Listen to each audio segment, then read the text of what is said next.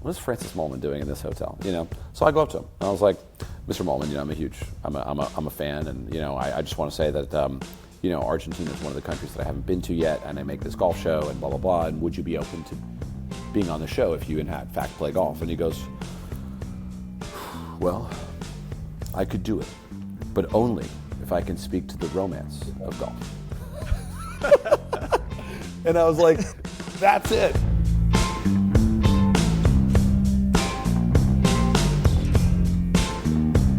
Vanity Index podcast time. Hope all you golf sickos are doing well. Chad, what's up, buddy?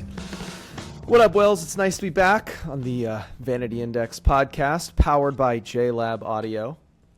Well done. Thank you for saving me there. There you go. This is a team effort, buddy. I know you have the host voice, but I'm not just the color man. I'm here to sometimes step into that host chair. You drop the ball, I pick you up. We're like a great team here. This is like any great match. You got to ham and egg a little bit. That's right. You got to hang on. So it's great to be back. Excited about today's episode. Listen, I've been a fan of this guy for a while. This might be hyperbole, but I always wondered who was going to be the guy that kind of took up the torch after Anthony Bourdain passed, and I never thought it would be a guy in the golf space, but he definitely does. He to me feels a lot like Anthony Bourdain when I watch his show, and Erik Anders Lang. He'll be coming on in a little bit. He's got an amazing, crazy video that he's done with you guys over at Skratch where he goes and plays in Ukraine, which, I mean, that's the most like Bourdain thing in the world. It's like you went to the craziest place to go do your thing. Totally. And I don't know, I've met him once. I played with him at Pinehurst for like a warm-up preview before the U.S. Open, but I didn't really get to know him. I wonder if you're closer with him and what you're excited about when it comes to this interview coming up. Yeah, so we got the legend, Erik Anders Lang, EAL, coming on the show. I've also been a huge fan of his forever. I remember during COVID, he was the first person I ever saw doing like truly like YouTube golf, the way that like it's now super popular, all the sort of, whether it's like Grant Horvat or even like Bryson stuff. The first person I ever saw just go and play a solo round of golf where they filmed every shot and had their score and a tracer was Erik Anders Lang in the middle of COVID playing Rustic Canyon.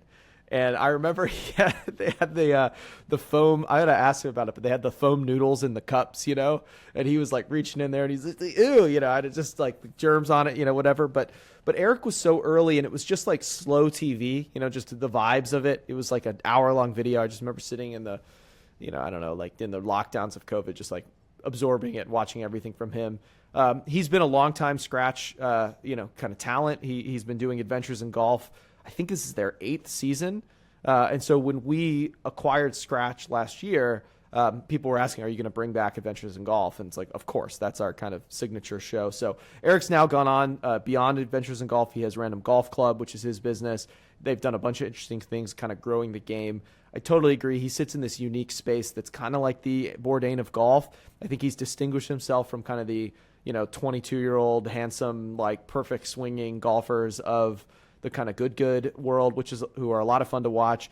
He's also not like full Barstool kind of bro. He really sits in this like, I don't know, like this pure fan of the sport, using golf as a way to go have some like real adventures. So this season coming out, which will be launching actually when this episode premieres, he goes to Ukraine and then farther afield than that too. So can't wait to talk to Erik on this episode. And it's going to be a great interview. He and I played a bit of golf together. He was one of the first people I played golf with, I think, in LA. Like, I think the first time I ever played Wilshire Country Club was with Erik, like a month after I moved out. And so big fan of his, and excited to kind of hear his stories from the road and kind of get like a little preview of this season's Adventures in Golf. Before we go over to that interview, I thought we would do an Overheard segment powered by JLab. From the lab to the course, Lab Tech is trusted by the pros with gear engineered in the lab, built for every practice, every flight, and every moment you need to lock in. Chad right over there is using the JLab microphone, and he sounds silky smooth. Silky smooth. It's excellent. The headphones sound great. I've got my Bluetooth headphones over here I've been using.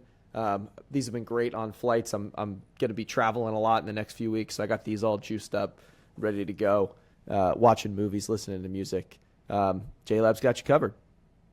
I saw this video come in through X about who is the best NBA golfer, and I thought this would be an interesting thing. Overheard, who do we think the pros think is the best player in the game right now? Here you go. The best NBA golfer currently in the NBA right now. I am. I would love to play a match against Steph. I'm going to say Steph. Everyone just knows Steph's good for sure. Jalen Brunson said you might be the best NBA golfer. I definitely am. Who's second? I heard Austin Reeves is pretty good. I haven't played with him yet. Josh, who else golfs in the NBA? Oh, Austin Reeves. Austin Reeves. I got a chance to play with Steph and Book last year. Book is really good. Devin Booker. I think from what I know, I think Austin Reeves is second. Pat Connaughton too. Probably going to have to say Steph or Austin Reeves. However, both of them have shied away from taking on my challenge. Zach, you the best NBA golfer? No, Austin Reeves or Steph. Austin Reeves or Steph. There you go. Well, we've seen one of these up close and personal, Wells, and lost a really real match that was televised on our YouTube channel to Austin Reeves. So I have never played with Steph. I know he's got game. He's played in he's played like Korn Ferry Tour events, I think. Has he? Yeah, he tried to qualify maybe like one of these other, he did like the Romo thing where he went out and played like got like a sponsor's invite and has played a few of these pro events. Steph's obviously a great player. I love Austin's game. I mean, he can move it. He's got such a cool swing. I just love that, like, kind of folds it up. It reminds me, this is going to be such a deep pull, but there was a kid in my high school golf team named David Miller who had he just had this really nice, like, he'd get in his backswing, really compact, like elbows close together. And Austin kind of reminds me of David Miller. David Wright. David Wright was his name. He's still alive, so it was his name. David Wright's still around, but I don't know if he's moving it the same way. But he reminds me of Austin, or Austin's swing reminds me of David's swing, and I was always jealous of that. So I think we might have to like set a matchup. I feel like this is like I was gonna say this is your job, right? You now do the match, you do all these things on TV. Can we figure out a way to get these two to go mano a mano? I think we got to set up an NBA, an NBA skins game or something like that, and kind of see who comes out on top. I feel like it's got to be Austin or Steph. Maybe Steph's got a little experience on, competitive golf experience on Austin, but I think he can really play. I don't know. Who do you think would win, Austin or Steph? There was one match I remember seeing Steph play, and I think he played with like Tom Brady and someone else. And I remember he shot like 82 or something like that. And everyone was tweeting like, there's no way this guy's a Skratch or whatever, at 2. And then everyone was like, no, this is a really hard course and, X, Y, and Z. So I know that he has like a high number in him. I have seen Austin up close and personal, and I find it very hard to believe that he would be throwing up like an 82. I don't know if I would see that happen. So I'm going to go ahead and say Austin Reeves. I know that's controversial. This is why I want to see the match. I would love to know what each of their handicaps are. You know what? We can consult the gin here. Okay. Austin Reeves handicap, approximately a plus 2.2. Solid. Where's Steph at? Steph is approximately a plus 1.3 to a plus 2.2. Okay. Wow. Oh, yes. We got to see this. We got to see this. Dude. Yeah. Are you kidding me? Listen, according to the gin, we think these guys are as evenly matched as they get. So, yeah. I think we should set this match up. I think if anybody could do it, you're looking at them. So let me get to work on this. Let me put some phone calls together. We'll get them out there, kind of going after it. Last thing before we go to break, time for our segment, Can't Knock It, brought to you by Knockground, proud partner of the Vanity Index podcast. These guys make seriously amazing shades, and now they're the official eyewear of the PGA Tour. Your guys sent me this you guys sent me this in the group chat, and it was a tweet from Alan Bastabel, and it was a Greenside golf putter stand. Here, let me share my screen so you guys can see it.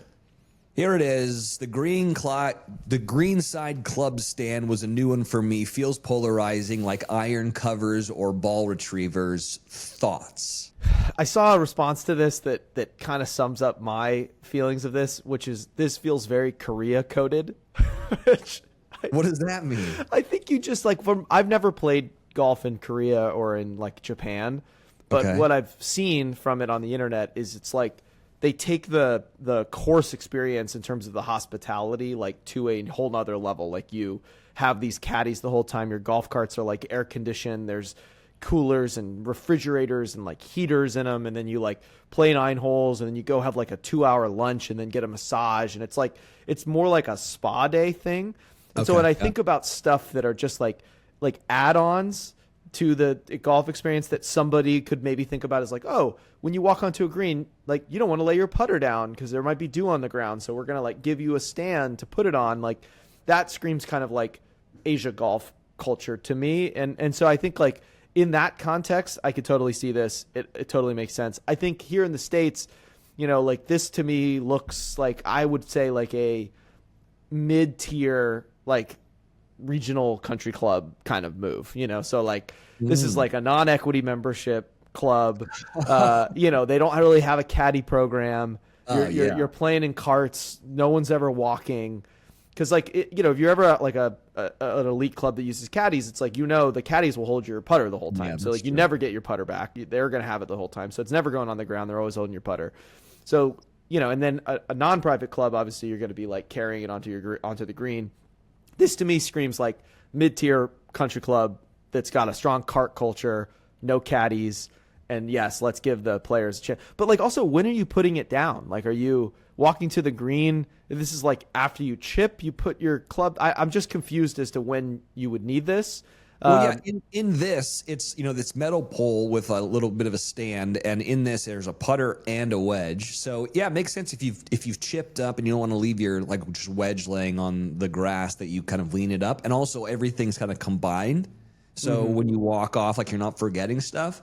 You know what it reminds me of though, which is something that I love, the wooden staked cup holders on the like around the practice green. Oh yeah. That is elite. I know I'm in a good place when there's like a wooden cup holder around my putting green to hold my beer before I go off. Yeah, or you know, after the round, you're having a couple cocktails and you're, you know, sitting there doing a little putting contest, little 19th hole action.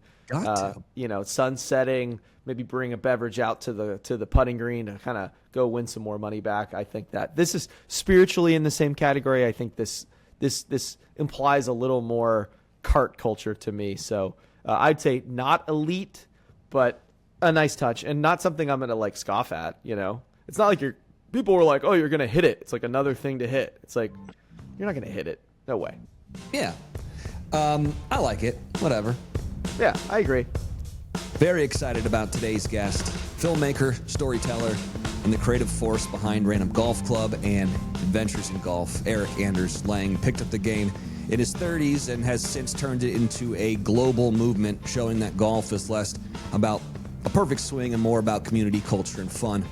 From the slums of golf in Mumbai to meetups all over the world, he's reimagined what the game can be. We're excited to welcome the one, the only, Erik Anders Lang, the Vanity Index podcast. What's up, buddy? Can I get a clip of that intro so I can listen to it every morning when I wake up? Yeah. That's really nice of you. Thank you. That's great to be here. Good to see you guys. Listen, we were talking about this beforehand, and you know, I've worked in television for a very long time, and there's this kind of bugaboo about going and meeting with networks and production houses about what do you want to do next, and everyone in television says, well, I want to be the next Anthony Bourdain. How do I do that? And I didn't know who was going to be the one to do it, and as I've become a fan of yours, I realized that you're the closest thing I've seen to Bourdain coming back, where you're doing this thing that you love, but the onus and the importance is not on the thing you love, it's the storytelling of the adventure that you're on. And I just wonder, like, when you started this project, was that something that you were thinking, like, going into it? Not at all. Really? No, my whole life has been a series of, forks in the road where I've been facing the other direction, and wanted nothing to do with what would ultimately become the more fortuitous fork to go down. I didn't want to play golf, and I didn't want to be on camera. Yet here we are. Sometimes the universe just makes its own decisions for us. Yeah. Because you're amazing at it. I remember you're one of the first people I ever played golf with in LA. I think we played Wilshire Country Club in 2015. And I had been friends with Chris Wandell at the PGA Tour, and obviously you'd been doing Adventures in Golf there. It was one of the first Skratch sort of originals. Probably, what was it, 2013 or 2014 when Adventures in Golf first started? Yeah. Yeah, and you were working on a project where it was like you were trying to make a hole-in-one or something. Remember that? Like, yeah. What was that project? Because there was a film you were putting together or something, but we were talking about it because I was a producer that just loved golf, and so the tour was like, you guys should get together. You're like a bunch of LA Hollywood types, and so but remind me, what was the hole-in-one thing? It was the theory was the question was, if the odds of getting a hole-in-one are 1 in 2,500, what if I try 2,500 times? Can I force an ace? And so we went out to Pico Rivera, which was the only course we could find in the valley that would let us basically commandeer a par 3 and jam it with ball marks, and we got a tool to help us fix ball marks faster. They have this like device that's like 4 feet tall. And I camped out, because it took me 2 days. And, I think the ultimate moment of the film is when I realized that it's not 1 in 2,500 such that if you do it 2,500 times, it becomes inevitable. It's that each shot is 1 in 2,500. And so the odds, it's not lottery. It's not like buying a billion lottery tickets. It's still luck based. And I didn't get a hole-in-one in that film, but it was a fun experience.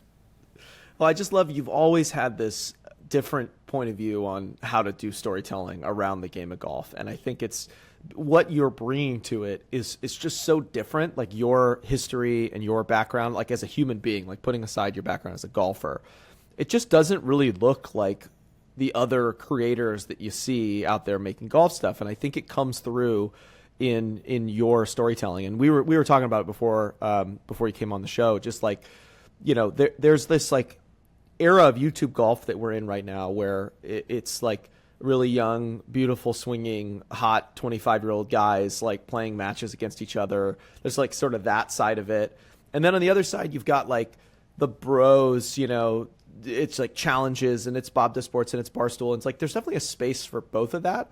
But you, I think, exist in kind of your totally own space. And actually, the first time I ever saw anybody play a match of like what we would call modern YouTube golf was actually you at Rustic Canyon during COVID. And I think it was like you might have invented the format, like, because I'd never seen that before. And you went out and played by yourself. You filmed every single shot. It was like Norwegian slow TV. It was like very relaxing to watch. You were just kind of narrating, and well, that's gonna. And I remember you were like saying something about the little noodle that was in the hole and how gross it was to like reach your ball out. This was like April of 2020. You went out and did that video, and then you did it I think you did one at Bandon, and it really felt to me like the first time I ever saw like that format, and I was like, oh, this is so addicting. I just watched it like for the whole hour, but anyway. Do you think you invented modern YouTube golf? I know you're going to say you didn't, but still, like I think you did. I don't. That particular video, Chad, is so that was I didn't invent that either, right? That was I had seen Kyle Berkshire, and I watched him play a round of golf on YouTube with his cell phone. With it wasn't cinematography, it wasn't graphics, it was merely just. He's a person. He has a unique ability that I want to watch. And I knew that I didn't have any unique ability physically. But I did understand that maybe I could speak in a way that people would want to watch. And so, yeah, I just went out there with a cell phone. I was playing golf with 3 friends. Some of them I didn't know. And I said, guys, look, I'm sorry, but I have to film every shot. And, we did. And it was iPhone, horizontal. And the irony was that, I pride my work, at least up until, a certain point in time, on being craft.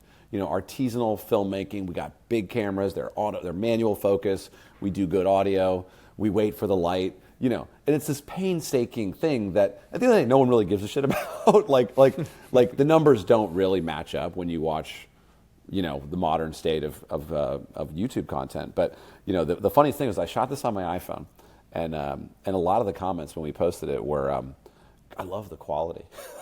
The colors are so good, and I was like, God, that's not the point, Well, it was you're right. It was your narration that really made it, and the kind of point of view you had and the sort of humility, but also the sort of joy of it. And I think it was the most relatable version of golf that I think any kind of player could kind of appreciate. And it's like, I don't know, you probably shot like 78 or 82 or something in that range. And like, it was just very, very enjoyable and very relatable. It's like your highs, I was feeling your highs, your lows, I was like, oh, I've been there before, and just the way you were able to kind of make it feel accessible and casual, I think was really cool. And to me, that stands out as like the first time I saw kind of golf made accessible for people. And then obviously what you've been doing with Adventures in Golf and then now Random Golf Club, I feel like that ethos is carried through. And you do feel, there's a literary nature to the way you write your scripts, and it is very Bourdain-esque. And Wells is right. I mean, I worked in non-scripted TV as a producer for over 10 years, and like every single celebrity ever was pitching the same show, which is, I'm the Bourdain of X. And I heard it for race cars. I saw it for, sports. I've seen it for and nobody obviously can live up to Bourdain. And it was all just his writing. Like he was, he was a writer first. I mean, he was a chef, and then he wrote a book. I mean, obviously, No Reservations or Kitchen Confidential was his book. And so much, I think what people don't understand about Bourdain was like it was his writing voice that really what made that show, his observational kind of sensibilities that kind of made that, and his ability to kind of go high and low is what made that so it's like people say that all the time, like high low is an aspirational thing from a storytelling perspective, but to be able to write the script to kind of like land that in the right context is super hard. So so I want to talk to you about Adventures in Golf. Can I comment on the Bourdain thing just for a moment? Please go ahead. I never watched. I never had seen it. But I was aware. I actually was working in a restaurant on 21st Street in Chelsea when Kitchen Confidential came out, and I felt very seen by that because it was reality, right? I mean, the kitchen's a mess. The chef's crazy. He's drunk, and I got punched in the face once, and then I would go into the walk-in and I would just eat tiramisu and prosciutto and melon once the chef left, and it was a crazy environment. And that was before I got into golf. And then I think I always thought I would meet him. But only in such that I knew he hated golf, and I thought he might give it a pass because of the show we had made, But the thing I think really that Bourdain and I have in common is that I was lucky to come into golf late, and I had lived a lot outside of golf, and I was really fascinated by people that were fascinated with whatever they were doing, their craft, and I think the other thing that he and I had in common, and again, I don't have any verification of this, but I had this inkling that he didn't want to be a host. and I really related to that because I hate being on camera. I really don't like it. I've learned to get past that in the same way that we all get past doing our taxes or going to the dentist. But, I would gladly do everything identically if I had another chance. But yeah, I think you're absolutely right, Chad. His writing brings something off screen to the experience. And yeah, I mean, I appreciate the compliment. I was listening to this Seth Rogen clip talking about, script writing and stuff. And he said something that I was like, oh, that's so interesting. It's so right. Is that you start an audience member, you get them locked in on plot, like whatever's happening, whatever the silly slapstick thing that's happening, and you have a lot of plot and a little story, and by the end of it, it should flip, and it should be all about story and what these characters have learned, and it's not really about the plot anymore, and it's more about the story. And I think that's like so true with like what Bourdain did a very good job. Like the plot was, I'm going to go eat some weird shit. But then the story was like, what is this whole experience like? Dropping today is this video that you did where you decided to go to Ukraine. And, you know, I guess the plot for me would be you're going to a war-torn place that's feeling a lot of, I don't know, it's a lot of sadness and stuff. But then what is the story that comes out of that? Like, how does it end for the viewer after watching this insane golf video? It's almost strange to talk about on a laptop at my home in Austin with, you know, two guys in LA, right? Like it's actually not like, it's almost like I haven't thought about it that much. I haven't probably really even unpacked what we witnessed. You know, traveling into Ukraine and finding a golf course and finding golfers. Have you guys seen How To with John Wilson? Mm-hmm. Like, I've become really addicted to that show, and I think on some level he's like a more afraid of the stage than Bourdain. But you know, John Wilson makes this great show where it's a rabbit hole on some level, and so I think a lot of Ukraine kind of has that, right, where we find our key element of the story, which, you know, it's either a person, it's a place, or it's really a subject. You know, like Hole in One is like, this is more of a scientific thing. But you're right. I mean, the plot in the beginning is, can I make a hole in one? But in the end, it's like, I'm going to go crazy and my hands are going to get ripped up. You know, with Ukraine, Dennis is this like incredible person who, you know, is almost really the overarching subject of this film with his, I mean, he's like this perfect character who's worked in golf. He's been on the front lines of the war with Russia. You know, he's been an athlete, and now here he is, kind of merging all of those experiences into one. I don't know if I can answer your question succinctly, honestly, but you know, it was one of the episodes where when you wake up in the morning before, you know, after you get in, and you kind of have multiple days on location, and you kind of wake up and it's like a new day. But each day felt more foreign than the day before, right? Like each day was kind of like, it's impossible to unpack even if you had a month there, you know? Well, what was it like even getting there? Like, how did you decide that's where you wanted to go? How did you hear about this story? Like, this one is the first episode of season 9. How did you come up with this idea? What was the thought process of like, okay, here's where I want to go, and how did you end up finding the story? Yeah. So when we're planning a season, we use an archaic tool called a globe. And we basically spin the globe and look around. And, you know, criteria really is a place we have never been. That's really important, at least for a majority of the episodes. Some of them you end up, you know, we also went to Jamaica this year. I had been, but it had been 20 years. You know, but on some level it's like, is it a fresh stamp on the passport? You know, that's a key component. Is it culturally, you know, what's the word I'm looking for? Is it, you know, like one of my takes is like, I think Australia is a pretty long flight for a place that speaks the same language. Right. And that's a terrible, you know, minimization of Australia is amazing. Obviously the golf there is like pound for pound some of the best in the world, but I really vibe on cultural differences. Right. So for me, I would go to Vietnam 8 times out of 10, right, if I'm taking a flight that long. So it's like cultural difference, never been.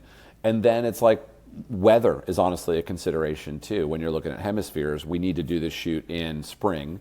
So where is that going to be? We actually wanted to go to Kazakhstan, but because of the elevation and the latitude, it was going to be like 40 degrees. And I was like, no, it doesn't, it like makes everything harder when it's colder. Unless that's part of the narrative, you know, it doesn't really make sense. So we're looking around and Ukraine's actually the biggest country in Europe by landmass, and if you exclude Russia, which most people do. And so anyway, we're like, Ukraine's just staring at us on this map, and I was like, why not? Let's go. Like, and then becomes the process of, is it there? Can it happen, right? We didn't even know what the laws were, right? And we quickly found out we actually have, I have a friend in Poland. And so we reached out to Piotr, and Piotr said, indeed, you can drive. And then we said, great, do you know anyone in Ukraine who is involved in golf in some way? And he was like, yep. And then it's a text message, and it's a phone call, and then within 36 hours, we knew there was a story there, and we started moving into the planning phase. Wow. How did you guys handle security over there? I mean, going into an active war zone, I mean, this is not, typical of a golf documentary, in a sort of literal active war zone. Did you guys have a fixer? How did you guys handle the security concerns? Ironically, it wasn't that dangerous per se. Egypt, on the other hand, much sketchier. You're in a country where the government is corrupt. You end up not having any safe harbor. And when you're traveling with a drone, that raises a lot of red flags. I've been in a Japanese prison, right? And that's not a subject of corruption. That's just me being a dumbass. And driving in a country that I didn't have a license to drive in. I didn't really know, but anyway, they let us go. But, safety, we had some local drivers who were Ukrainian drivers that had driven from, Lviv to pick us up in, we started in Krakow. And so, they came and picked us up. They speak the language. The biggest actual concern was the border crossing. So not many people are going in and out of Ukraine. And the law is that if you're a male between the ages of 18 and 60, you can't actually leave the country, period. And so when we were leaving, there was a lot of concern that perhaps we shouldn't be leaving, right? And so there was one of our guys, his passport photo looks very different from his real life, his hair is different and things, and they gave him the 11th degree, they're like, are you this man, and it was at 3 a.m. But security wasn't really a story about us being in physical danger. It was more a story of, because we were on the western side of the country, which hadn't really been a subject of Russia's attacks. It was more a story of mourning in general. For what I was told is the numbers that are reported on Ukrainian casualties are far fewer than reality, and so it was a story of a country in mourning, and a country in as well in standing up to battle. So it wasn't so much about personal security; it was more about feeling what's happening, right? At every turn, you don't live here and forget what every day's subject is. Do you feel like a responsibility more than almost other episodes to get that story right? As you've been to a lot of different places and met a lot of people of different situations, but to do an episode that ultimately is themed around mourning, it's a celebration of perseverance, but it is about mourning. I can't imagine the sort of pressure to get that right. It's really interesting, right? When we go into filming, right, it's a totally different switch. Because we go out and we play golf, and it's we're talking about the hammer, right? And everything's good, right? We're in the shadow of Universal Studios. I'm here in Austin. I got they got drinks every 3 holes, whatever it is, And so there, and in a lot of, and I think in the best episodes, and a good example of this is the Maui episode after the Lahaina fires, which actually was a request from the PGA Tour, right? They said, we'd like you to go to Kapalua and to tell this story, and we met Rolfing, and we met, local non-golfers that were involved in kind of the before and the after of these fires, and, Ukraine's exactly the same, right? Where it's okay, my job is to listen. my job is not to summarize or to talk or to lay in a crack, right? You know, and to your question, Chad, the best example of how serious it is that it was very hard to do the intro. Right? This intro is this kind of walk and talk, steady cam, kind of, I'm going to lay out the reason why we're here. It was very hard to write. It was very hard to shoot. It was very hard to figure out what the right version of that was. And, you know, I think, you know, I'm not an actor. I don't think I am. I think most of what I'm talking about is just real. Maybe if I'm an actor, I'm more like Jason Bateman, where I'm just always playing myself.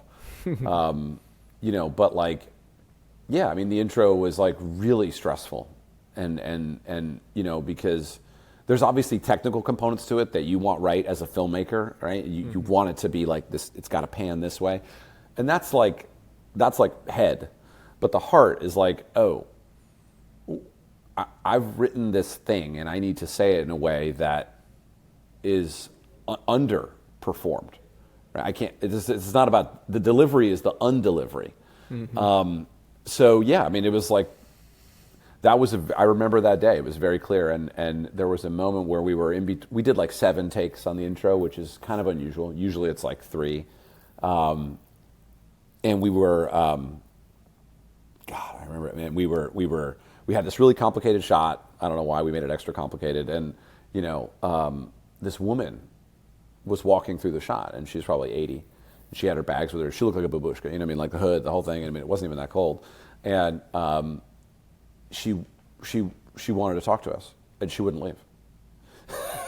and like, it just was like very clear that like she hated Russia, and she hated some parts of America, you know? And it was just, I remember being like, I wanted to like give her my attention, but I was so distracted as well by like staying on task with this part. Anyway, it was just, yeah, I mean, that's the hardest part for sure. You've been a lot of crazy places.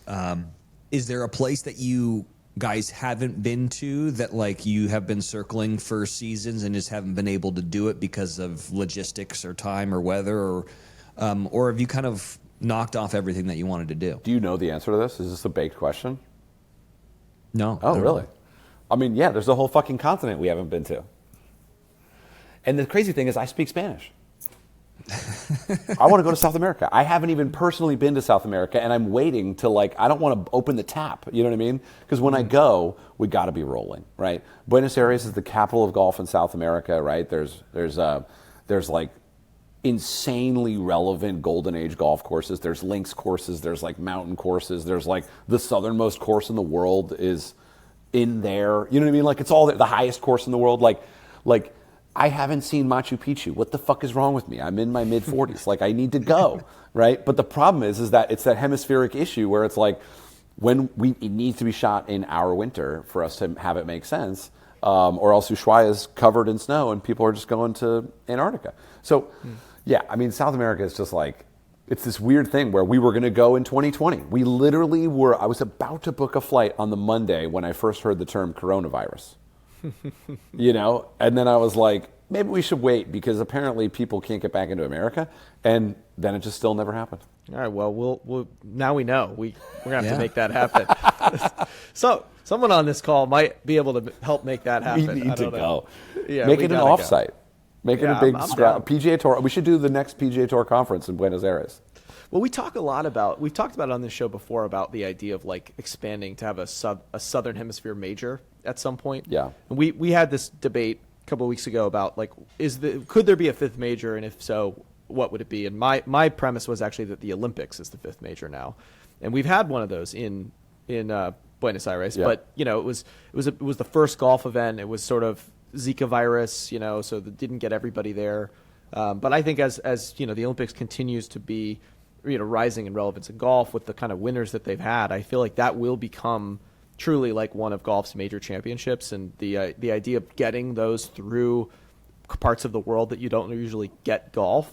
But I mean, I know nothing about golf in South America. I know more about golf in, you know, Asia and Australia and Europe and Africa even than South America. And it's It's right there. Yeah. It's right there. You don't even have to change time zones. No. It's right down there. It's super easy. I mean, if you look on tour, there's a lot of players from South America. You know, I mean, you can include Central America as well, right? But like, golf is big, man. Golf is big in South America, and it makes sense because you know they have a lot of land that is ripe for golf. It grows pretty naturally. But also you have, you know, a culture that is surrounded around sport and athleticism. And of course, soccer is the biggest sport in the world. Nothing's going to take that over very soon. But, you know, golf provides an alternate challenge that we all love. And I think there's a lot of pros down there, and there's a lot of the greatest architects in the world have been down there and made incredible challenges for golfers that, you know, we don't see enough. We had Pau Gasol on the other day, and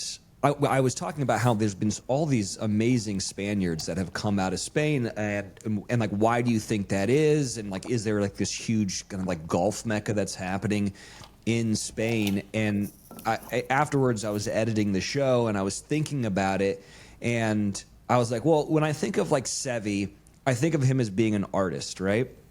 Like his hands are on the green, like he was like purely like almost like a ballet dancer with how he played golf. And that, to me, is a very Spanish thing of like kind of there's art in everything, especially when you go to Barcelona or you go to Madrid. And I think that there's a lot of that in South America as well. And I wonder if that's why it's so popular and so beloved down there, is because there's like this artistry to it that just like comes out naturally in the people there. Do you guys know who Francis Mallmann is? The chef, right? The chef, yeah, exactly. He was on Chef's Table, and he wears a beret. He's got colored glasses. You know, he's not married to one individual. You know, I mean, he's got this thing. He cooks with fire. You know, and he makes dinner for 50 people at a time, all on a massive fire the size of your kitchen. You know, and he's got like 20 assistants running around with these fish in cages, and he's wild. You know, and I had the crazy experience of he was staying at the same hotel as me in New York last year. And I spotted him, and I was like, "What is Francis Mallmann doing in this hotel?" You know, so I go up to him, and I was like, "Mr. Mallmann, you know, I'm a fan, and you know, I just want to say that, you know, Argentina is one of the countries that I haven't been to yet, and I make this golf show, and blah blah blah. And would you be open to being on the show if you in fact play golf?" And he goes, "Well, I could do it, but only if I can speak to the romance of golf." And I was like, that's it, right? And so I think, you know, Wells, what you're kind of getting at is like, I mean, Chad, you alluded to in the beginning of the show, like a lot of YouTube golf is not the romance of the game, and that's fine. You know what I mean? Like, to each their own, right? Everyone gets what they want at the end of the day, and but I think that there is an element of the game, whether it started in Scotland with dogs on the course, or whether it emigrated across to every country in the world, you know, like there's a romance to the game, and I think that kind of what you're pulling on with Seve, and you know, Latin cultures are more romantic, right? That even just the words, right?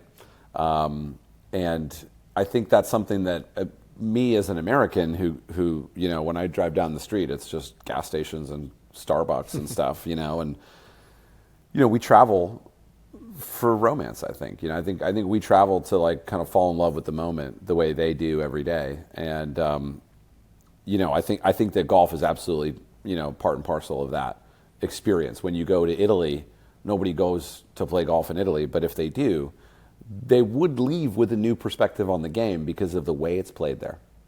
Yeah, one of the best memories I've ever had about exposure to the other sides of golf is post-COVID, I got invited to this RNA like leadership summit, which they hosted at St. Andrews, and they hadn't gotten together as a group for like 6 years because of the pandemic. I think it was every 4 years, so and there were delegations from every single kind of RNA. I don't know if you call them chapters or branches or whatever, but it was like we're sitting at a dinner with the people who literally are like in the clubhouse at the RNA clubhouse at right next to the old course.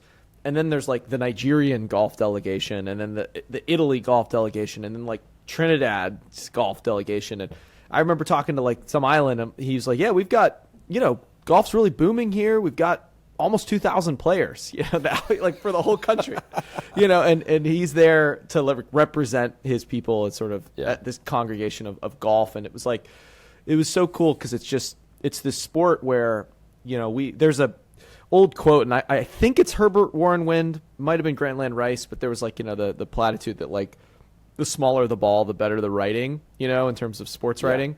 I don't know if you've heard that before. Yeah, I have, yeah. But it's like golf has had this very rich tradition of writers, and there's something intangible about the sport that lends itself to words. And I think like, you see it in golf. Some of the best sports writing ever is about tennis. You had like David Foster Wallace like wrote, multiple nonfiction essays about tennis that are some of the best sort of nonfiction writing in the world. And I think that it's interesting that you've created like a literary sort of authorship voice around writing for the screen in golf in a way that is quite unique and I think kind of carries that tradition. It might just be that those words are, that sports writing is now happening with pretty pictures as well, as opposed to just reading it in a quarterly or a magazine. Well, it makes sense too if you think about, there's no other sport where it's essentially how fast can I solve this puzzle. Right. Every other sport is I got to react, even if it's car racing, right? Like you have to get around someone, whereas there's no stymies in golf. Like you're just out there on your own, and it doesn't matter what anyone else does. You're just everyone's watching to see if you can do it, if you can do the same thing better, and it's very personal. Like you're not actually playing against anybody else because they are not inhibiting you from doing anything, right? It's not mano a mano. It's literally just you, and I think that doesn't get enough credit when we watch golf. I don't think we dive enough into that, and I've heard some broadcasts recently kind of dive into that with players on the broadcast talking about it. The Tour's done a great job, European Tour's done a great job, and that in and of itself is like, why don't we talk about that more? Like it's so unusual.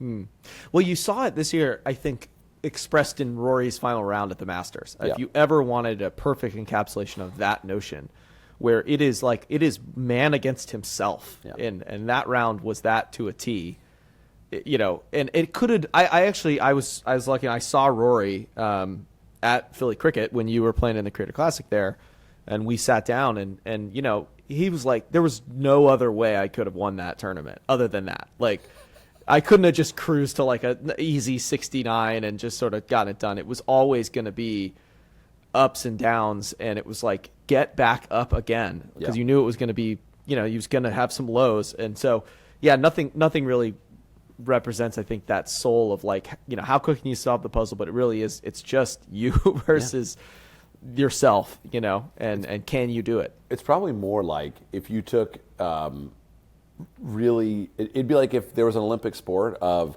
who can build the biggest house of cards. Because it's so fragile. You know what I mean? Like, why are you going in the water on 13? It's not that hard.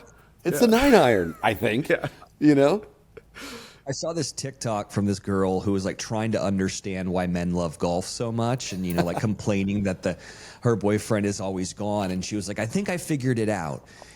Men love to solve problems. If you ever come to them with a problem, they try to solve it. And really all I want you to do is kind of like be, to understand what I'm saying. But men love to figure out and solve the problem. And she was like, it's this game where they go for 4.5 hours where they have to solve 100 problems. Yeah. They love it. Yeah. It's like they're, the happiest day of their life. And I heard that and I was like, that is so, to me, so true.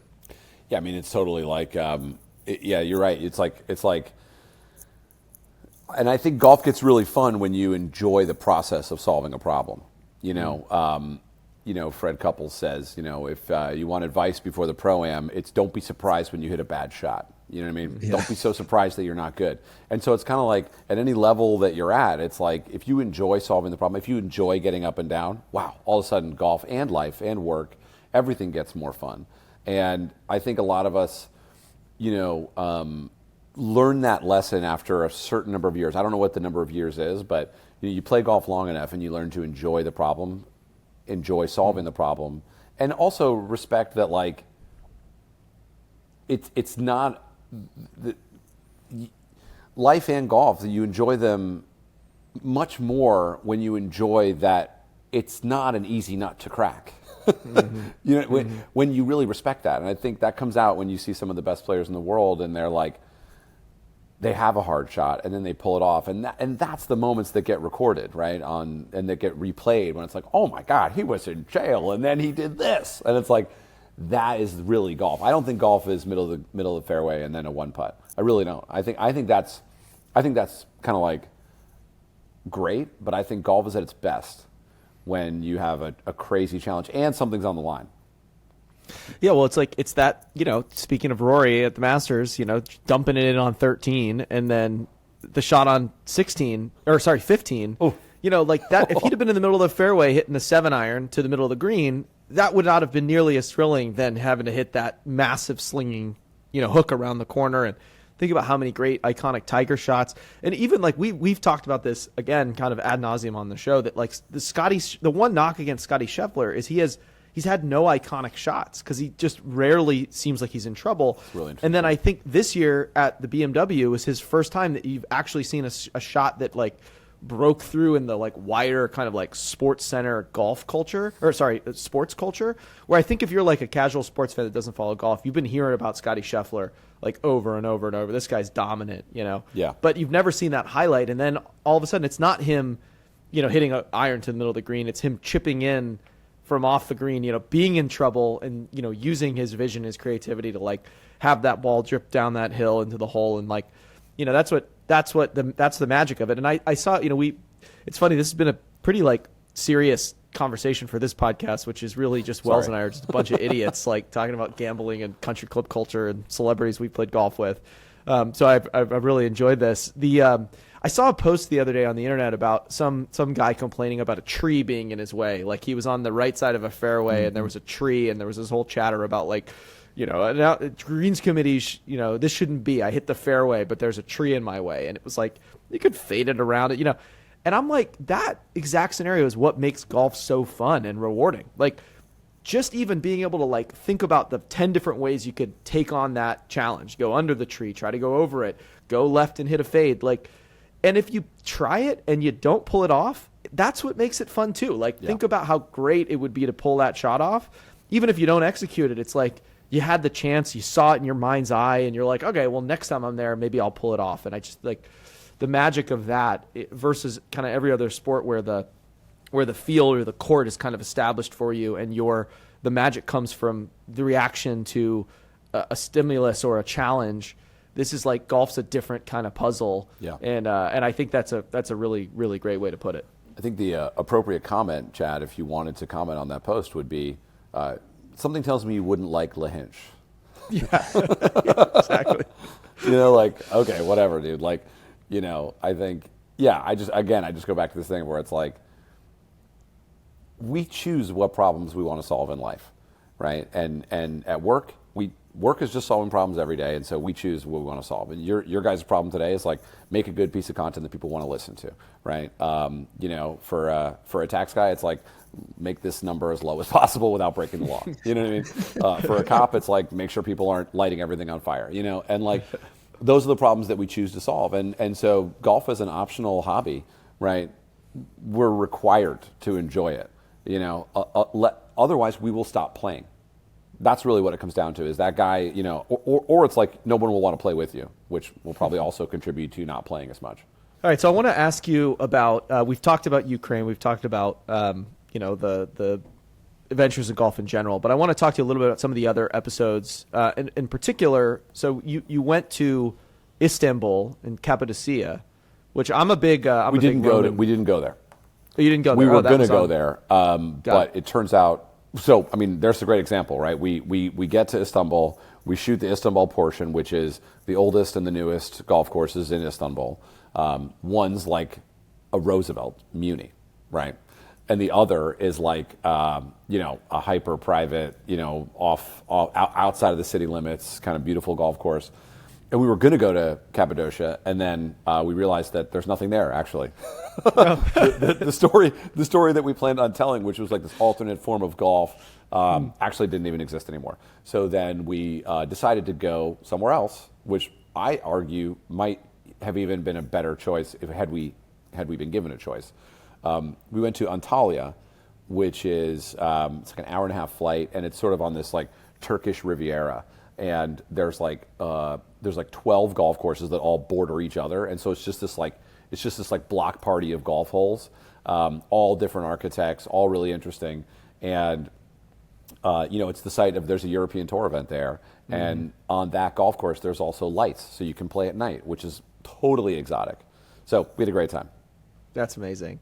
And you also went out to see the new Dream Golf course, right? I think, were you the first person to play Rodeo Dunes? Yes. I want to hear about this. So, Yeah. so every, if you're listening to this podcast, you know all about Banded Dunes and Mammoth Dunes and all of Mike Keiser's, kind of resurrection of this classic kind of link style golf in America, and just the kind of, if you build it, they will come atmosphere. And there is a new one coming to our country in Colorado called Rodeo Dunes. So I think, tell us about that. And you are the first person to film that golf course, right? Like, when this episode comes out, it'll be the first time anyone's seen it. I believe we're the first to film it. We're definitely the first to play it, which is a huge, for me. I have, people say, "Oh, what's on your bucket list?" And I'm like, I don't even know, dude. Like, I'll know it when I get there. When we filmed the Lido, one of my biggest personal achievements in life is Tom Doak sends out a yearly email to whatever his people. I don't know. I wasn't even on it, but I was mentioned in it, which is he has this sort of year in review. And it's sort of courses he's seen. There's some photos. Tom Doak started out as like a writer, you know what I mean? And he was like a photographer and writer. And it's like courses he's seen, things he's working on, and then it's sort of like top rounds that he's played, and this is top 10. And so his top 10 rounds, and he lists who he played with, when and where. And I somehow was included in this best round of his for the year, which was at the Lido with Michael Keiser and Peter Fiore and himself, and we played a match. And Michael and I don't remember if we won or if we tied on the last hole. It was something heroic, and we were the first people to play that golf course. And so we ran it back, different characters, and we didn't play 18 because at Rodeo Dunes only 11 holes were really prepared for golf. I had never played a golf course that had been this infantile. When I hit the green on the first hole, there was a ball mark that was like the deepest ball mark I'd ever seen in my life. My normal, ball mark repair tool wouldn't even work. Like, I needed some type of special tongs to repair the green. Rodeo Dunes is, I would say I've seen a lot of golf, a lot of it's kind of similar. Rodeo Dunes is different. I'm jealous that I don't live in Denver and I can't afford to join. But it is going to be sick. The story in summary is Michael Keiser, the son of Mike Keiser. So Mike Keiser did Bandon, and his son Michael and his other son Chris did Sand Valley, and they're really expanding the Dream Golf enterprise. And Michael was on a layover with a delayed flight, and he's on Google Maps, and he sees some sand dunes not too far from the airport. And he's like, sand dunes in Denver? So he gets in an Uber and just drives, and they say, see you later, and he starts roaming these sand dunes, trespassing on a ranch, a cattle ranch. Ranch hand finds him and says, some version of, the fuck are you doing here, And Michael's a very gregarious guy. He makes friends with anybody. He's very approachable, and he walks up and says, this would make a great golf course. and the ranch hand is like, well, I actually play golf, and I happen to agree with you. And so thus begins a 4-year process of trying to, align the Servey family, which owns this 40,000 acres of land where they grow rodeo livestock. So sheep and bucking broncos and bulls for rodeos. And they operate 40 rodeos a year, including the Houston Rodeo. They are a large and well-known outfit in the rodeo sphere. And so finally, the patriarch of the Servey family agrees that he will sell him 5,000 acres that are honestly the least usable portion of land in their ranch. And so the Keiser family has enough land to build many golf courses, right? 5,000 acres is the same size as Bandon Dunes was when Mike Keiser bought it. So there will be a mega golf destination just an hour and a half from Denver Airport. And the course, sorry I'm running on, but this is a fascinating thing. I mean, the course is a Core Crenshaw that I haven't played Sand Hills. I haven't played Sand Hills. So I can't compare it. But it's one of these courses that just feels magical. Every hole is like totally original. I haven't seen anything like it. There are mounds and fairway bunkers and cross bunkers and the tee boxes and the greens. Like, it's filled with flowers, right? This course is incredible. Like, I've never seen anything like it. It's filled with flowers. Like, there are flowers everywhere on this golf course. It's unbelievable. And you never really get a peek. You never really get a clear peek of where you're going. You're just meandering through these dunes, and they're big dunes. And you're just like, where are we? Where is the next hole? What hole are we on? You know, it's totally fascinating. You've played a lot of golf. Can you think of a golf course that is similar to it for people to try to like relate what this thing is? Is it similar to Bandon? I'd say Lahinch. I'd say it's a bigger, badder Lahinch. You know what I mean? Which, by the way, I'm going to get crucified. But, you know, age is one way of categorizing golf, but innovation is the counter. And there's no blind par threes at Rodeo Dunes, so your boy with the tree won't have a problem with it. But Thank God. But like, you know, modern golfers, right? We want something. You know, we like to taste the Lahinches, right? But on some level, you know, space is nice, right? And breadth and width and length are all nice. You know, it pleases golfers of all skill levels, and that's the goal of modern golf right now, is to go back in time, make it feel that way, make it feel rustic, but also make it playable for everybody. And so you can go out there, you know, I can go out there with my 80-year-old mom, and, you know, she can make a par too. Yep. That's just what makes it special. Yeah. You know? But I would say maybe it's Lahinch, but I mean, it is a wild golf course. Like, there's a par 4 where you tee off, you don't see this massive cross bunker. You don't even see it. And you know that it's coming at you on an angle from left to right. So if you hit a draw, you're fucked. If you hit a cut, you're fucked. You got to pick the right line and you got to hit it. And then you look at the green, and all you see is 2 little bits of green. And in the front, there's just a huge mound. It's like 12 feet tall. And it's like, how to terrify a golfer. You know, like put that there. And so it feels like Core Crenshaw were almost like, this is like their swan song. You know, they're like, this is it. This is how we're going out. You know, we're putting together all the tricks. And, you know, it's just incredible. I mean, I didn't even talk about the fact that I was in an actual rodeo as well, which was crazy. You like on a bucking bronco or something? Yeah. So basically, Binion Survey, who is now running the ranch after his father passed away earlier this year, sadly. Binion Survey is he runs the ranch, right? And so he's now looking after, on some level, the relationship with the Keisers. And, you know, when we were talking, he was like, we got there, he was the first person we met, and he said, well, you know, if you're going to look at the golf course, you need to look at it by horse. And I was like, well, Binion, I got to tell you, I'm not like a big horse fan. You know, I don't love horses. You know, you know, I'm not a horse guy. And he's like, you'll be fine. You'll be fine. He's like, just mount up. And I was like, okay, fine. So we mount up, and, you know, I'm just terrified that this horse has more control over my life than I do. It's also the reason why I don't like flying. But, you know, after 5 hours of sitting on this horse and not getting off and looking at the golf, I became a little bit better on the horse. And I kind of fell in love with my horse. His name was Lazy. He was not interested in running, which was great for me. And then I said, Binion, have you ever played golf? And he said, no. I said, well, I think you should join us and hit, you know, your first golf shot on this golf course in your backyard. And he said, I'll do it, but you need to join me in the rodeo.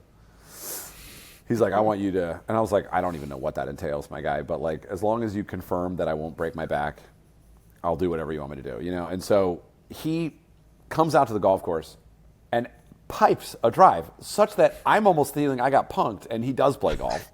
But, you know, he's got this like really athletic swing, you know, his hands are separated on the club, and he just like reaches back and He hit it in the fairway, like 150 yards. And like most new golfers, he's like, was that good? I'm like, my guy, a lot of people wouldn't even hit the ball, right? You know what I mean? Like, and then comes my turn. And so, yes, so apparently in the rodeo, the most respected or sought after job is what's called a pickup man. I don't know anything about the rodeo, even though I've lived in Austin 5 years, but a pickup man is part of a group of 2 to 4 guys that are always in the arena, and they're there to pick up the rider when they fall off the bull or the bronco. And so they have multiple jobs, right? Job number 1 is get the angry animal out of the way. Job number 2 is rescue the rider so they don't get kicked. And so pickup man is kind of like a EMT, for the rodeo, And so they were like, you're going to be a pickup man. And I was clearly like an associate pickup man. Like I wasn't really involved in it, but my heart rate was up and it was an intense night. And, I had the outfit. And honestly, like the best way to say it is like there are a handful of episodes that we go shoot. And while we're there, I'll say to my crew, if all else fails, I could just do this, right? And I said that in Jamaica. I was like, I could just live here and figure it out, sell records or whatever. Or we said it in, a lot of places where it's like, you see this portal to an alternate life, essentially. And yeah, rodeo became for a moment potential livelihood for your boy. It was so crazy. It felt like I was in a movie more than any other experience I've had in my life because it's just, the culture of rodeo is so intact. It's so American. And the truth is, it's actually, I found everyone there to be like, I didn't have boots. And some guy comes to me and he's like, here, you can have my boots. You know what I mean? And it was just, it was very like, it just, you've been on movie sets and you're like, oh, this is complete. Like you've completely resurrected this experience for an audience. I've never seen anything so complete. Everybody was all in. And, we did the national anthem and like, I'm like getting emotional about this thing. And like, it was the most American thing I've ever done in my life. And I would consider if someone offered. To go live the rodeo life. It's a hard life. You know what I mean? It was like Yellowstone is a dramatization. This is reality. Yeah. Yeah. Oh my God. Well, hey, Erik, this has been one of the most interesting and fun conversations talking about golf we've had on the show. I really appreciate your time. Before we let you go, is it cool if we do some rapid fire questions with you? Yeah, for sure. All right. I can't believe we didn't start with this, but current handicap. Current handicap. Ooh, well, actually 6.5. I had a really good round at the Brambles, but they're not rated. Oh, okay. So it doesn't count. Nice. That's convenient. Oh no! Oh no! I just went to Macklemore in Chattanooga, or like Georgia, and it's insane, beautiful, and they have a brand new course. It's so green, called the Keep. Same thing. I went in there, shot lights out. Not rated yet. Oh, that's too bad, guys. Sorry about that. Put that on the side. Sorry to hear that. Are you walk or ride guy? Well, I mean, I like both. In fact, some of my favorite rounds are walk the front, ride the back. Biggest golf pet peeve? Bad reads. Favorite course you've ever played? Tough to answer. I would say it's Western Gales, which is a small course in Scotland that packs a punch. One course you want to play but haven't yet? Well, I won't be able to say this one on October 6th, but Pine Valley. Name your dream foursome, dead or alive. Well, I played Pebble with my brother and my father, and I would include Stuart, one of my closest friends, in that, and we could play anywhere. Is that a fair answer? I mean, I don't know what people say. Jesus? No, it's a great answer. We've heard everything from like Lincoln. Yeah, exactly. Yeah. I'll give you another answer, which is Muhammad Ali, The Rock, and Chris Pratt. Perfect. Totally. What's your current swing thought? Oh, I have one. It's Arms Go Slow. Favorite golf movie? Happy Gilmore 2? No. Smart. Thanks, Erik. Change one rule in golf, what would it be? I think the rule has been changed around lost balls. You can take stroke and distance. So I don't really have a problem. I wouldn't change the rules. I guess if I really had to, I would say, why do the pros and the amateurs play the same equipment? Why does it matter? Yeah. Yeah. Let them play. Who do you wish you could hit the ball like?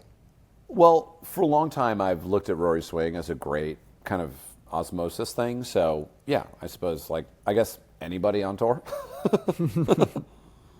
Favorite club in the bag? Right now, it's a divide between putter and driver. Least favorite club in the bag? Any of the other ones. Have you had a hole in one? I've had two. And, Where were and they? I have a real take on this one. Okay. Because I can tell you one of the hole-in-ones, and you'll be like, that's not a hole-in-one. Okay. So I had a hole-in-one on a par 3 course. Is that a hole-in-one? No. Okay. Now, but when I tell you my other hole-in-one, my take is that if you have a hole-in-one and you only have one and it's on a par 3 course, it does not count. You must qualify it and say it was on a par 3 course. I don't hate that. Yeah. But since I've had a real hole-in-one during a real round of golf on the first shot on a 200-yard hole at Rustic Canyon, I think my par 3 hole-in-one counts. So I now have what two. hole at Rustic Canyon? It was 6. The long Nice. one. Wow. Oh yeah. Yeah. I like that rule. You can make a hole in one on a par 3 course or an executive course. Doesn't count until you validate it with a second true course hole in one. But then now you have two. You got to back it up because we all got to know that it's not just luck, right? Because the truth is, my Rustic Canyon hole in one was a 4-iron that was skanky as hell, and I looked in the bushes for 10 minutes, and then it was in the hole. So here's the irony: is that at Butler, the par 3 course here, Core Crenshaw did the greens. On the 9th hole, I was 2 down. We were in a stroke play match. I needed to make a hole in one to have a chance. I said so. I threw it long, sucked it back, and it went in. So, ironically, that hole in one involved more skill. Yeah. All right. I like this caveat. I think that's right. And by the way, just on this whole topic of does it count as a hole in one or not? To me, the idea of telling hole in one stories is about telling stories. Yeah. So just saying I've got 3 hole in ones, it's that's kind of a boring answer. Yeah. I want to know a story. And if you say it was at a par 3 course, well, that means that you're about to tell me a story. So was it the first hole, 5th hole, long hole, short hole? How are you hitting it? That's all that this conversation is about. Totally. And I think that story is the perfect example why. Because honestly, I've only had 2. Same exact scenario, Eric. My first ever hole in one was a skanky 6-iron that I thought I bladed over the green. And same thing, looked for the ball for 10 minutes, and sure enough, it was in the hole. And that felt very hollow to me. As my first hole in one as a player. Been playing golf my whole life. Second hole in one was at Lakeside, and same thing, sucked it back into the hole. Was a way better shot in front of everybody. I got to see it go in. It felt I finally could say I have a real hole in one. Was it on hit a shot. 15? No, it was on 6. Oh, okay. Where actually Wells had his first hole in one as well. Let's go. So I was in that group with Wells, which was a lot of fun. And on this subject, I'd much rather have the hole in ones I have than one albatross. Totally. Ooh. Albatross is weird. It is weird. It's like the guy with 2 dicks. You know what I very mean? You're few like, people whoa, have- dude. That's just you didn't. That's not. You didn't plan that. That's right. All right, almost done. What's your best score you've ever shot? Ooh, man, I shot 67 at Hillcrest.